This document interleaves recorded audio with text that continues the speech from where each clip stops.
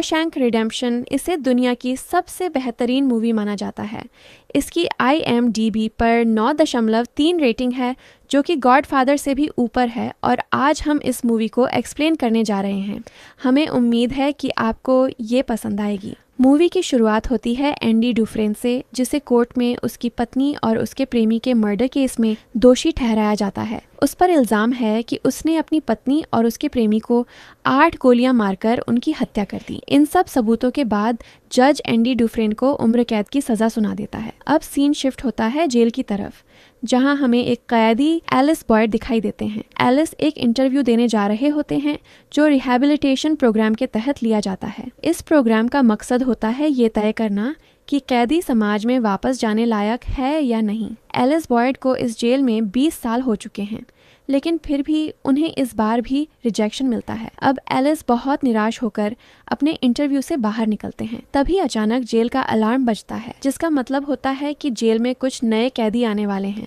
इन नए कैदियों में एक एंडी भी होता है। अब जितने भी पुराने कैदी हैं वो नए कैदियों को चिढ़ाने और सताने लगते हैं। इसके साथ ही वो आपस में शर्त लगाते हैं कि इनमें से कौन सबसे पहले रोएगा। यहाँ एलिस एंडी पर 2 सिगरेट पैक्स की शर्त लगाते हैं। जैसे ही ये लोग जेल के अंदर जाते हैं, वहाँ मिस्टर नॉर्टन मिलते हैं, जो जेल के वार्डन होते हैं, और मिस्टर हैडली, जो गार्ड्स के हेड होते हैं।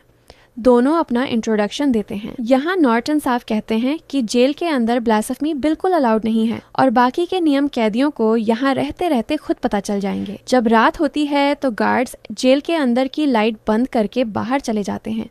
उसी समय सभी पुराने कैदी मिलकर नए कैदियों को बुली करने लगते हैं। दरअसल जिन पर उन्होंने शर्त लगाई थी उन्हें रुलाने की कोशिश करते हैं।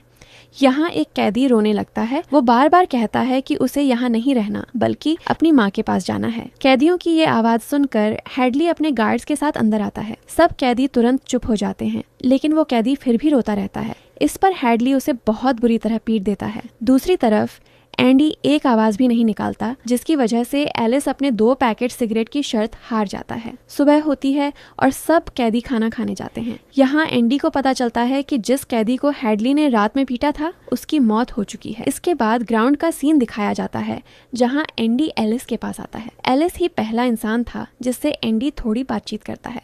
यहाँ एलिस उसे अपना निकनेम रेड बताता है। एंडी एलिस से कहता है कि मुझे पता है तुम जेल में लोगों के लिए सामान स्मगल करवाते हो, मेरे लिए एक छोटी हथौड़ी का इंतजाम करवा दो। इस पर रेड राजी हो जाता है। रेड एंडी को बॉग से भी सावधान रहने के लिए कहता है, क्योंकि उसकी नज़र एंडी पर अच्छी नहीं थी, और रात होते ही रेड एंडी डुफ्रेन तक एक पैकेट पहुंचा देता है जिसके अंदर हथौड़ी थी। अगले दिन जब एंडी लॉन्ड्री में काम करने जाता है तो वहाँ बॉग्स और उसके आदमी आ जाते हैं, और वो जबरदस्ती एंडी के साथ बदसलूकी करने लगते हैं। ये सब एंडी के साथ करीब 2 साल तक चलता है। यहाँ उसके लिए रहना बहुत मुश्किल हो चुका था। तभी गर्मियों का समय आता है और वार्डन नॉर्टन को कुछ आदमियों की जरूरत होती है काम के लिए। इसमें एंडी और रेड का दोस्त भी चुना जाता है। काम करते समय एंडी हैडली को दूसरे गार्ड से बात करते हुए सुनता है। हैडली कह रहा होता है कि उसके भाई की मौत से पहले उसने उसके नाम कुछ पैसे छोड़े थे, लेकिन उन पर बहुत ज्यादा टैक्स लगने वाला है, जिसकी वजह से कुछ भी नहीं बचेगा। ये सुनकर एंडी उससे कहता है कि अगर वो पैसे अपनी पत्नी के नाम कर देगा तो उस पर टैक्स नहीं लगेगा।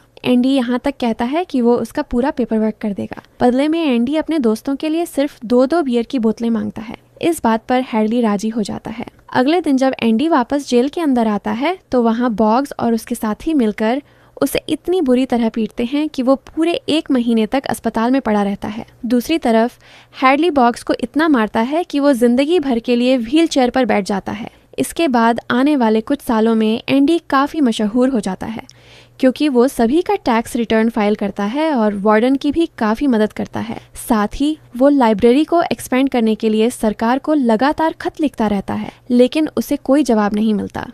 आगे हमें ब्रूक्स दिखाई देते हैं, जो हेवुड को बंधक बना लेते हैं और लगातार चिल्ला रहे होते हैं। एंडी और रेड उन्हें शांत करवाते हैं, जिसके बाद ब्रूक्स हेवुड को छोड़ देते हैं। दरअसल ब्रूक्स की सज़ा सरकार ने माफ़ कर दी थी।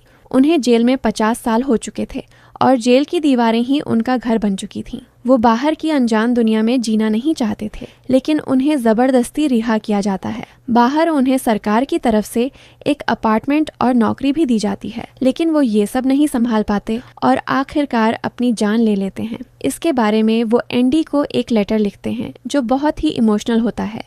इसी बीच एंडी लगातार 6 साल से लाइब्रेरी के लिए खत लिख रहा था।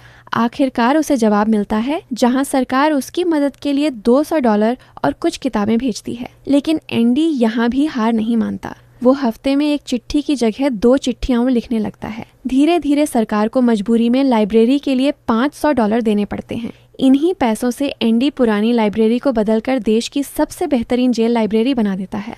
आगे वार्डन नॉर्टन प्रेस बुलवाकर कहता है कि वो समाज सेवा के लिए कैदियों से काम करवाएगा, लेकिन दरअसल ये सब सिर्फ एक बहाना था। असली मकसद था काला धन कमाना, और इन सारे पैसों को एंडी एक काल्पनिक इंसान के नाम पर खोले गए अकाउंट में डालता है ताकि किसी भी जांच पड़ताल में नॉर्टन का नाम न आए। इस तरह वो सारा पैसा कानूनी तरीके से नॉर्टन तक पहुंचता रहता है।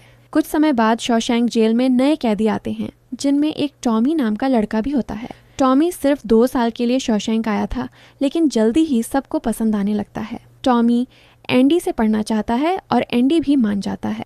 1 साल तक एंडी उसे पढ़ाता है। एक दिन जब दोनों बात कर रहे होते हैं, तब टॉमी बताता है कि पिछली जेल में उसका सामना एक शख्स से हुआ था जिसका नाम एल्मो ब्लैच था। एल्मो ने कहा था कि वो एक घर में चोरी करने गया था, लेकिन तभी घर का मालिक जाग गया। उसने उस मालिक को मार दिया और फिर उसकी प्रेमिका को भी। लेकिन उस औरत का पति, जो कि बैंक में काम करता था, उसी केस में फंस गया और उसे उम्र कैद की सजा मिल गई। ये सुनकर एंडी के अंदर एक नई उम्मीद जगती है। वो जेलर के पास जाता है ताकि उससे मदद मिल सके और वो जेल से बाहर निकल पाए। लेकिन जेलर अपने काले धंधे के कारण एंडी की बात मानने से इनकार कर देता है और उसे 1 महीने के लिए कालकोठरी में डाल देता है। इससे पहले किसी को इतनी लंबी सजा कालकोठरी में नहीं दी गई थी। उधर दूसरी तरफ टॉमी अपने एग्जाम में पास हो जाता है। उसी रात वार्डन टॉमी को जेल के बाहर मिलने बुलाता है। वहां वार्डन और हैडली मिलकर टॉमी का मर्डर कर देते हैं। बाद में वो दोनों यह बहाना बनाते हैं कि टॉमी जेल से भागने की कोशिश कर रहा था, इसलिए हैडली को उस पर गोली चलानी पड़ी। अगली सुबह जब एंडी कालकोठरी से बाहर आता है तो रेड उससे मिलने आता है। एंडी उससे कहता है कि जब वो मैक्सिको के जिहुआतनेजो के बीच पर जाएगा तो वहाँ एक होटल खोलेगा, और फिर रेड से कहता है कि बक्सटन में एक बहुत बड़ा मैदान है, वहाँ तुम्हें सबसे अलग एक अजीब सा पत्थर मिलेगा, उसे खोदना, तुम्हें वहाँ कुछ मिलेगा, उसे अपने पास रखना। यह कहकर एंडी वहाँ से चला जाता है। सीन अब वार्डन के ऑफिस की तरफ शिफ्ट होता है, जहाँ हमें पता चलता है कि वार्डन की धमकी के बाद एंडी ने फिर से उसके लिए काम करना शुरू कर दिया था। मगर उसके दोस्तों को एंडी की बहुत चिंता थी, क्योंकि उसी दिन एंडी ने हेवुड से रस्सी ली थी। सबको लगा कि आज रात एंडी आत्महत्या कर लेगा। रात को एंडी अपने सेल में चला जाता है, लेकिन सुबह जब गार्ड्स गिनती करने आते हैं तो वहाँ एंडी मौजूद नहीं होता। एंडी जेल से गायब था। ये सुनकर जेलर और हैडली के पैरों तले जमीन खिसक जाती है। गुस्से में वार्डन रेड को बुलाकर पूछताछ करता है, मगर उसे भी कुछ पता नहीं होता। वार्डन गुस्से में एंडी का तराशा हुआ पत्थर दीवार पर मारता है, लेकिन पत्थर पोस्टर पर जाकर लगता है और वहीं से सच्चाई सामने आती है। एंडी ने सालों से चुपचाप दीवार में सुरंग बनाई थी और उसी से भाग निकला था। पुलिस और गार्ड्स उसे ढूंढने की पूरी कोशिश करते हैं, लेकिन एंडी तब तक बहुत दूर निकल चुका होता है। फिर यहाँ फिल्म हमें उसकी बैक स्टोरी दिखाती है। रात होते ही एंडी अपनी छोटी सी हथौड़ी से दीवार को खोदना शुरू करता है। ये काम वो लगातार 20 साल तक करता है और उसकी कंसिस्टेंसी और होप ही उसे ये सब करने की ताकत देती है।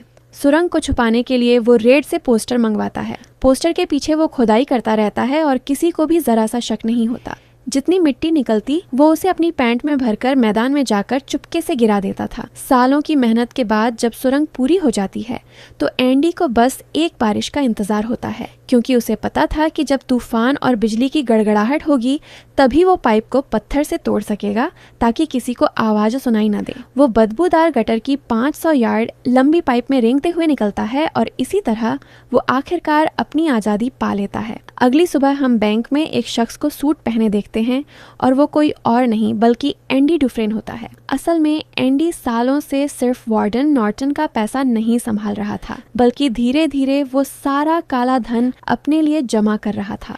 एंडी उस इमेजिनरी आदमी के नाम से बैंक में जाता है जिसका अकाउंट उसी ने बनाया था और जिसके सारे साइन भी वही करता था, इसलिए बैंक से पैसे निकालना उसके लिए बिल्कुल आसान था। कुछ ही देर में एंडी अलग अलग बैंकों से लाखों डॉलर निकाल लेता है और फिर सीधा निकल पड़ता है जिहुआतानेजो, मैक्सिको की ओर, वही जगह जिसका जिक्र उसने रेड से किया था। और बैंक से पैसे निकालने के बाद एंडी प्रेस को एक मेल भी करवाता है जिसमें वार्डन नॉर्टन और हेडली के खिलाफ सारे सबूत मौजूद होते हैं। अगले ही दिन FBI हेडली को गिरफ्तार कर लेती है। यहीं हमें ये भी पता चलता है कि चेकिंग के दौरान एंडी अपनी छोटी सी हथौड़ी को हमेशा बाइबल के अंदर छुपा कर रखता था और पिछली रात जेल से भागने से पहले उसने उसी बाइबल के साथ सारे इमेजिनरी आदमी वाले डॉक्यूमेंट भी बदल दिए थे। अब यहाँ वार्डन को समझ आता है कि एंडी ने उसके साथ कितना बड़ा खेल खेला है और पुलिस के पकड़ने से पहले ही वो खुद को गोली मारकर अपनी जान ले लेता है। सीन में हम रेड को देखते हैं जिसे अब जेल में पूरे 40 साल हो चुके थे। उसका फिर से एक इंटरव्यू होता है।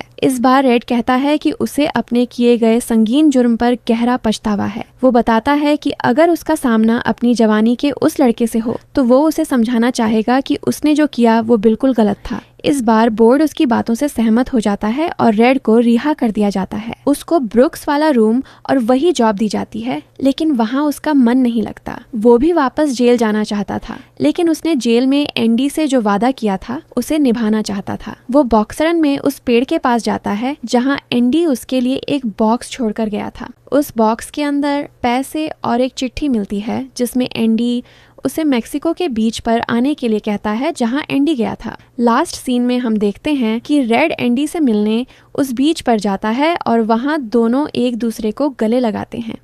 इसके साथ ही मूवी यहीं एंड हो जाती है।